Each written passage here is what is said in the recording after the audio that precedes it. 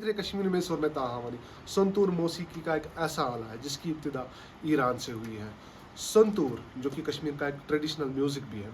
गुलाम मोहम्मद जज जो कि बचपन से इस काम के साथ मुंसलिक है, अब आखिरी संतूर बनाने वाले हैं। गुलाम मोहम्मद जज ज़ैना कदल में रहते हैं। मज़ीद हम गुलाम मोहम्मद जज से बात करेंगे, क्या कुछ वो हमें बताएंगे, आइए देखते हैं। मेरा नाम गुलाम मोहम्मद जज और मैं शायरी ख़ास यानी इसको पहले अब कहते हैं डाउन टाउन ज़ैना कदल में रहता हूँ।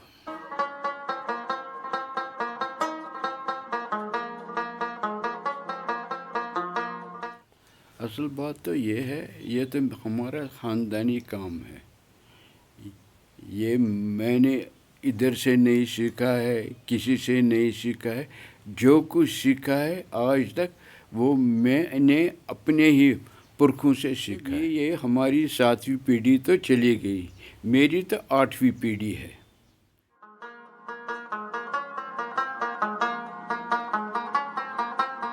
ये संतूर जो बजाते थे वो कश्मीरी ही थे।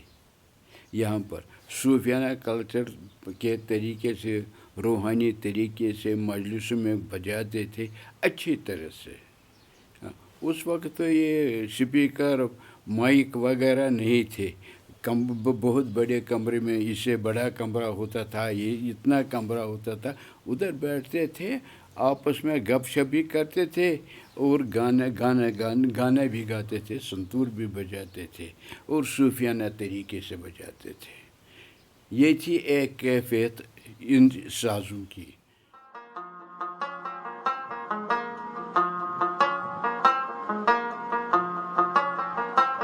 कश्मीर के बच्चे निकले दो, एक तो शिव कुमार शर्मा, उनका बाप हमारे पास आता था। उनका बाप भी इधर महाराजा के दरबार में चाहे गवैये थे, तबला बजाते थे, कुछ न कुछ रसाई उनको थी।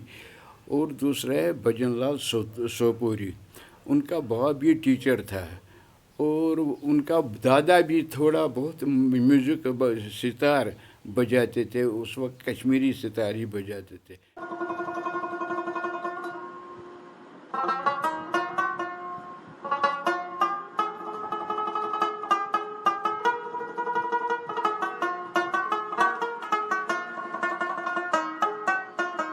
जैसे मकान बनाते हैं, आहिस्ता आहिस्ता आहिस्ता बन जाता है, चाहे 10 कारीगर लगेंगे उसको, कुछ लगेंगे, ऊपर तक चल जाता है, फिर अंदर मुख्तलिफ काम होता है। इसी तरह इस संतूर में भी इसी तरह बनाते हैं हम। ये बहुत इत्मीनान शांति से आदमी होना चाहिए, पुरसुकून होना चाहिए, उसका दिमाग सेट होना चाहिए, फिर ये बन जाता है। जो बाकी काम है इसका 3-4 महीने लग जाते हैं।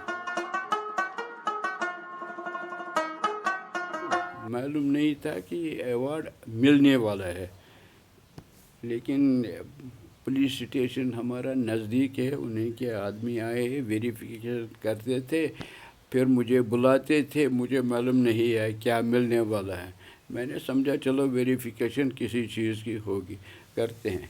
फिर जब अचानक मैंने सुना कि नहीं आपको अवार्ड मिलने वाला है, तो समझा खुशी ही होती है।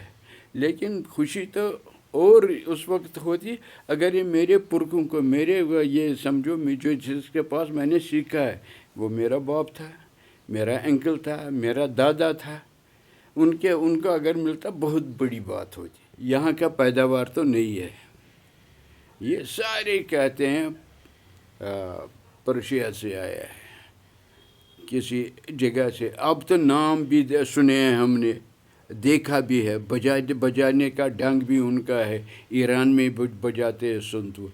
लेकिन जो कश्मीरी संतूर है, जो जिसकी आवाज़ जो है, उसकी आवाज़ तो सुरीली है। जो साल में बनाता हूँ पूरी लगन से बनाता हूँ, सब तो यादगार ही है, लेकिन बजाने वाले की कमी है। मेरा मैं तो अभी जीवित है, ऐसी बात नहीं है। ये तो अल्लाह के हाथ में है। हाथ हैं, पैर है उठने बैठने के लिए, सब चीज़ अल्लाह ने दिए हैं।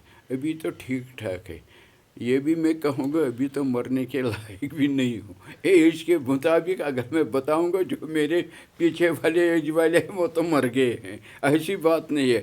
لیکن ہم کو پیر فقیروں کا دینا ہے کہ ہم ابھی جیوت ہیں، اچھی حالت میں ہیں.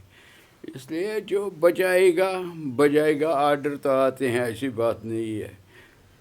یہ اوپر والے کے ہاتھ میں.